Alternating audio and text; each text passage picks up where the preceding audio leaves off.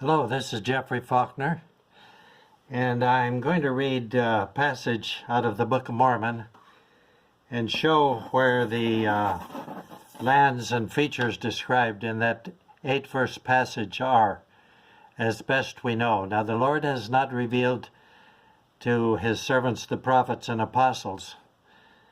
That is, he has not revealed to the living prophet and president of the church in modern times exactly where the Book of Mormon took place in America. But we can be pretty sure this is the region, Mesoamerica. Now, smack dab in the middle of the Book of Mormon, when Mormon is recording how the Lamanites in the land of Nephi were converted by the sons of Mosiah, around 77 BC, the king sent out a proclamation. And Mormon uses this as a segue to describe the region. So this is, like I say, smack dab in the middle of the Book of Mormon on pages 265 and 266 out of 531 pages total. And it's Alma 22. Alma chapter 22, verses 27 through 34. Alma 22, verses 27 through 34. And I'm going to read and show where things happened. And it came to pass that the king sent a proclamation throughout all the land amongst all his people who were in all his land, who were in all the regions round about, which was bordering even to the sea on the east and on the west. This is the land of Nephi. The king sent out a proclamation throughout all of his lands, which was bordering to the sea on the east and on the west, and which was divided from the land of Zarahemla by a narrow strip of wilderness, which ran from the sea east to the sea west, this being the land of Zarahemla. The king's lands were divided from the land of Zarahemla by a narrow strip of wilderness which ran from the sea east to the sea west, and round about on the borders of the wilderness, and round about on the borders of the seashore and the borders of the wilderness, which was on the north by the land of Zarahemla. This is the wilderness. Later it's called the East Wilderness. Through the borders of Manti, by the head of the river Sidon, running from the east toward the west. At the head of the river Sidon, it ran from the east toward the west.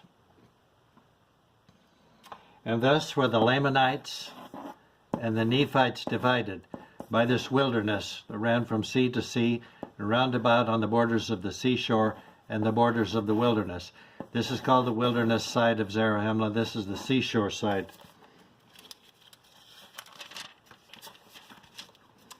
Now the more idle part of the Lamanites lived in the wilderness and dwelt in tents, and they were spread through the wilderness on the west in the land of Nephi, yea, and also on the west of the land of Zarahemla,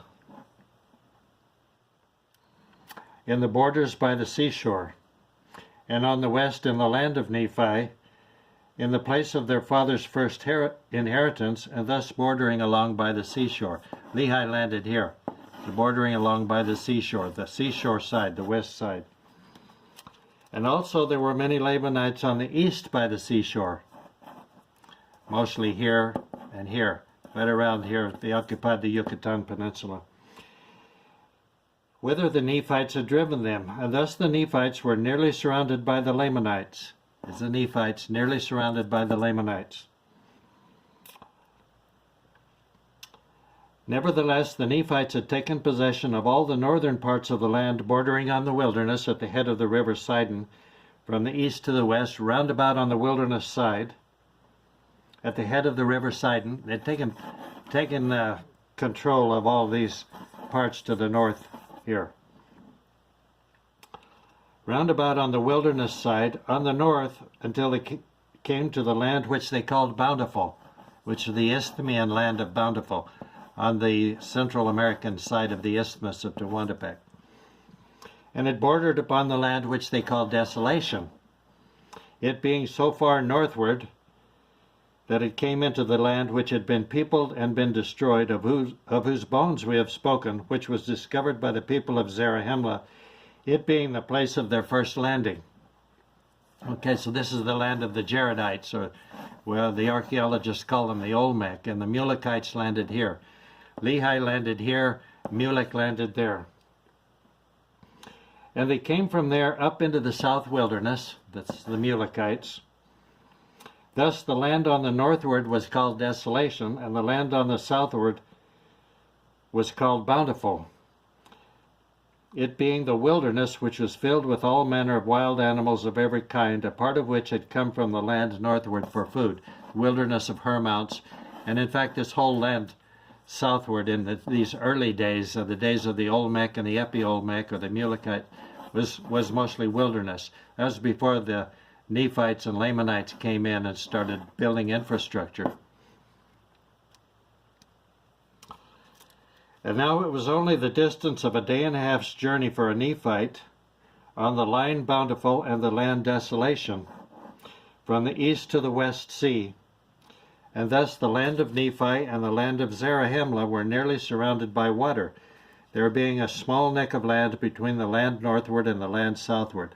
The land of Nephi and the land of Zarahemla were nearly surrounded by water, there being a small neck of land between the land northward and the land southward. And it came to pass that the Nephites had inhabited the land of Bountiful, even from the east to the west sea.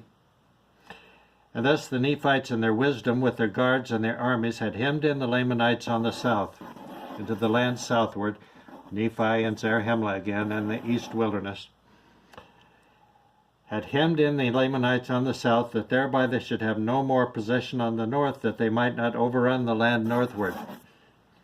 Therefore the Lamanites could have no more possession, only in the land of Nephi and the wilderness round about. Remember, round about the land of Zarahemla. Now this was wisdom in the Nephites, as the Lamanites were an enemy to them, they would not suffer their afflictions on every hand, and also that they might have a country whither they might flee, according to their desires. Now those are the 8 verses of Alma chapter 22, verses 27 through 34, that describes the region. And a few important points to keep in mind. This is the narrow strip of wilderness which ran from the sea east to the sea west. Also the land of Nephi ran in a straight course from the east sea to the west. This is the river Sidon, which flowed through the land of Zarahemla. Remember, the land of Zarahemla was bracketed by a narrow strip of wilderness to the south, a wilderness on the borders of the seashore to the west, and a wilderness bordering the greater east wilderness on the east. So the Lamanites controlled most of this land of Central America. But the Nephites controlled everything north of the headwaters and the narrow strip of wilderness that ran through the headwaters of Sidon. They controlled the Grijalva Basin and the land Bountiful, and used it as a barrier to him and the Lamanites to the south, in the land southward. This being the land southward, this being the land northward. Now, keep in mind also that there's only one sea.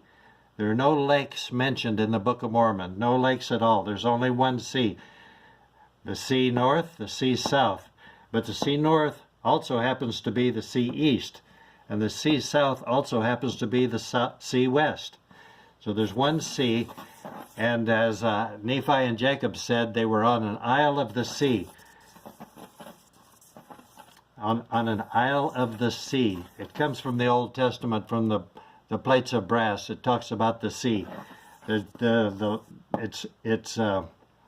part of the identification, or it's the major locator, one of the major locators, the isthmus and the sea. Of course, the narrow strip of wilderness is pretty important. So there you have it. There's the region, as far as we can tell. If anybody can find anything else that matches those 8 verses, let me know and I'll eat a Tide Pod. Thank you.